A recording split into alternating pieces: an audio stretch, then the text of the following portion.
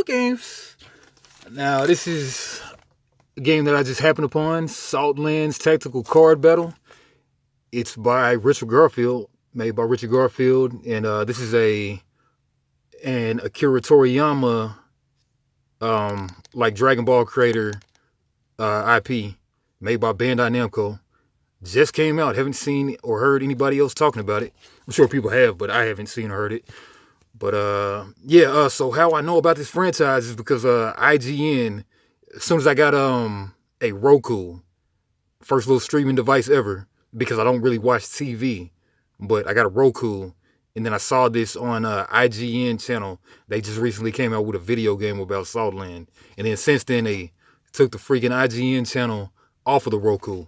So if anybody knows how to stream the IGN channel on a streaming device, let me know. Besides like a computer, but I like to have it on in the background, so with video games and stuff coming out. But yeah, 10 deck patterns in total. Wonder what this game is like. Sort of like a cool little game, but yeah, let's check it out. Got the nice Dragon Ball music in the background.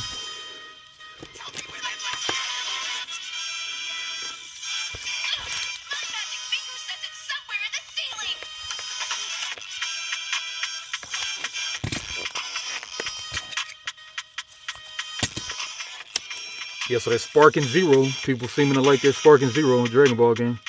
I haven't checked it out yet. Probably never will, but I got some cool counters. Pull this thing back a bit. Alright, one little cheat of counters. That's cool. +1, +2 target, -1, -2 health. So I think things probably would just have 2 health. I'm kind of designing something right now. I'd love to check out the new games.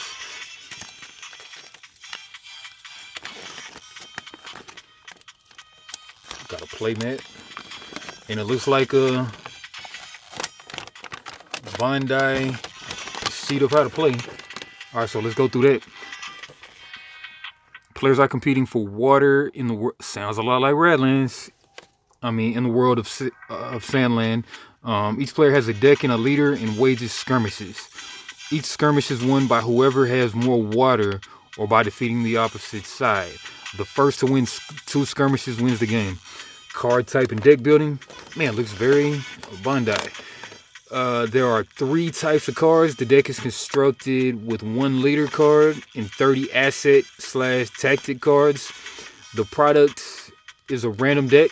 Oh yeah, this is a random deck game. So kind of like Keyforge, another Richard Garfield deal, but it's just a random deck. It's not like procedurally so generated and so random. Same card deck and foils. Alright, so the product is a random deck, and battles are as sealed games are recommended. You can enjoy battles by freely swapping any of the 10 PR cards included with the product. Card type, card name. So card type leader right there. Effects, water, cost right there, either 1 or 2, I guess. And then attack, card number, cost 0. Okay, so there's okay, I guess they produce water maybe. Cost, card name, tag is the type, subtype, card type, effects. It's got the Bandai highlighting too, like that highlighting. Alright, game setup. Each player needs exactly 1 leader card to play. Each player needs a deck of 30 cards, asset and tactics. Other items, each player will need to have a reserve of damage counters. 1 player will need a water counter. Pre-game setup. Players shuffle and draw 12 cards from their deck. Each places their leader in their leader area, putting 2 playmats together. Players set the water counter to 0 in the center of the water track. We'll flip that over, and we'll flip it over now. Alright, so there's a 5 water total. Back. Place the asset tactic. So 4 front row, 4 back row.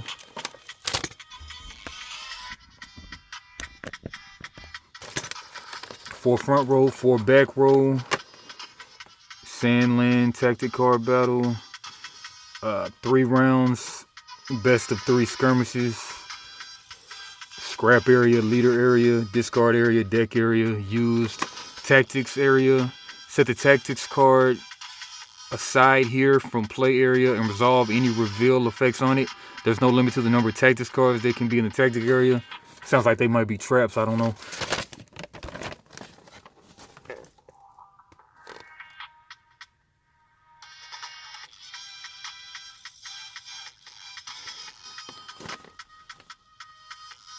And you know what?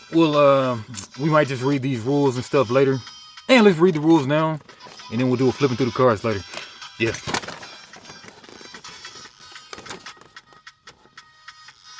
Putting 2 play mats together, each player places 8 cards from the hand face down in a 2x4 area.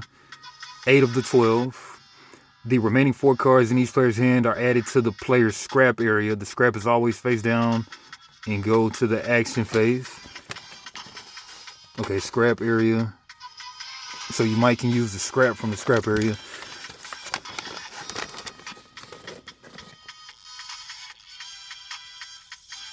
The starting player of a round is determined the following way. First skirmish, first round.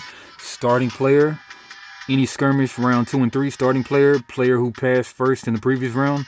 Second and third skirmish, first round. Starting player. Player who lost the previous skirmish chooses and places after players place their 8 cards. If the previous skirmish was a draw, the starting player is the player who passed first in the last round of the previous skirmish. Field, place the asset or tactic card face down here. 1. So 8 cards, you're going to place them down. Place your deck here. This is where the asset card that lost in battle or cards are trash. Yeah, you know, we can get that. Action phase. An action phase consists of up to 3 rounds. Players alternate turns, which consist of actions. The starting player in each round takes 1 action on the first turn. Subsequent turns consist of 2 actions, 0 to 1 actions, and passing. Once both players pass, the round is over. Once a player can no longer make an action, they must pass. When a player is able to take an action but does not wish, they must pass. They may pass in Radiant Taps, Exhausted. Once a player passes, their opponent may make as many actions as they like in a row until they also pass. In the round procedure, each player readies all their exhausted cards. Each player counts up the water on all assets in play and their leader. The player with the larger total pulls water equal to the difference in totals. Okay, so 1 water counter.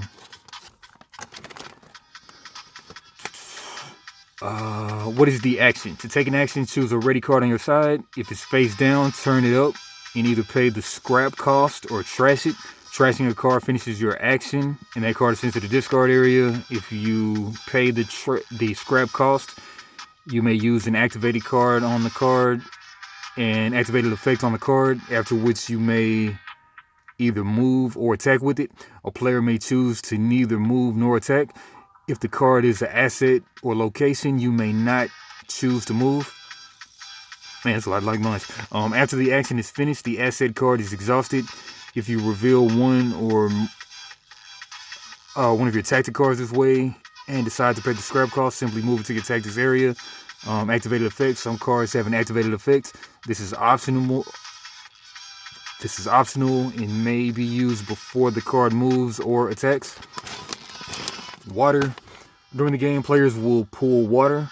This happens at the end of each round, and some cards may even make it happen during a round. Example, when a neighbor is defeated, pull 1 water.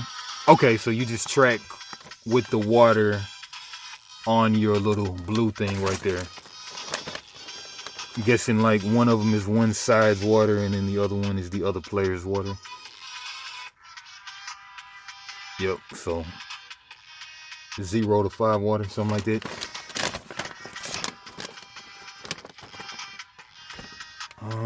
If a player would ever have more water, if a player would ever move the water counter space number 5 towards themselves, they win a skirmish. This may happen when players gain water at the end of a round, or when a card allows a player to get a water during a round. when a player pulls X water, they move the water counter X spaces towards themselves on the water track. How to pay the cost, scrap. Okay, just like I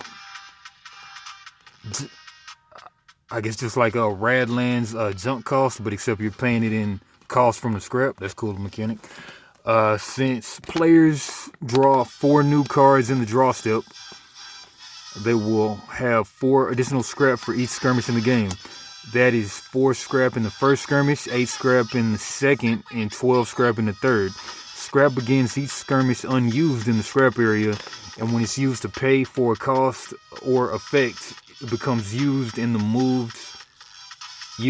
moved to the used area. Okay, so scrap starts here, and then it goes to the used area. In the cleanup step, all used scrap is returned to the scrap area. Scrap is not returned to a player's hand during the cleanup step. Example, you decide whether to pay the scrap to play it. Okay, so scrap stays constant, but it gets used. So you'll have 4 scrap in the first round, 8, and then 12 in the last round. When you reveal a card during your action phase, or when it is revealed during an attack from an opponent. Okay, you decide whether to pay the scrap to play it when you reveal the card during your action phase, or when it is revealed due to an attack from an opponent. Are scrap prize cards too? Or when it is revealed due to an attack. Okay, so you get attacked and then you show your hand, it looks like. Okay, neighbor is a friendly card in any adjacent space to a particular card you control. So key forward flanks. Oh no, more than flanks because there's a back row. So can be any of those. Alright, attack and moving. Moving to move a card, simply select any slot in your 4x2 grid and move the card to that slot. If the slot is unoccupied, if the slot is occupied, the card that was there swaps locations with the moving card. And then attack. An asset can only attack from the front row. It can only attack an opposing card. An opposing card is one that is in the row directly in front. In the slot in front of it, the slot diagonally front left or diagonally front right from it. So yeah, so you can hit the those 3 right in front of it. And then attacks with range, can attack any opponent's asset. So all over the board you can attack any asset. Alright, an attacking card deals damage to the target equal to the attack value of the attacking card. When an asset accumulates damage equal to or greater than its health, it is defeated and sent to the discard area. Example, attack, 3 target attack right there. And then it's hitting the Sergeant Rad, then 3 damage to their health. They have 4 health left. You put the 3 damage on it. But there is no 3 damage. I don't know. Or if the card is a tactic card, it's moved to the tactics area, and the attack does not damage it. Pursuit. So assets are the units, and tactics are the sorceries. Pursuit. When a player's front row is empty, all cards in the back row are immediately pushed 1 space forward in the front row. This does not count as moving, and even locations can be moved this way. Man, a lot like the game I'm making, but different. And sounds a lot like Radlands. Alright, another Richard Garfield. I'm excited. I only got the 1 deck, but I mean, I don't really get to play 2 players too much nowadays. But yeah, so there's 10 decks that you can get, and it's a blind deck that you pull. So the next video will of course be Beelzebub. I guess this guy's the main character, Adversity. So got the Beelzebub down. That's the number 1 deck out of 10. So yeah, next video will show the flipping through the cards. Oyo Games, like, comment, subscribe. Come back for some more SandLand tactical card battle. Kamehameha! Something like that.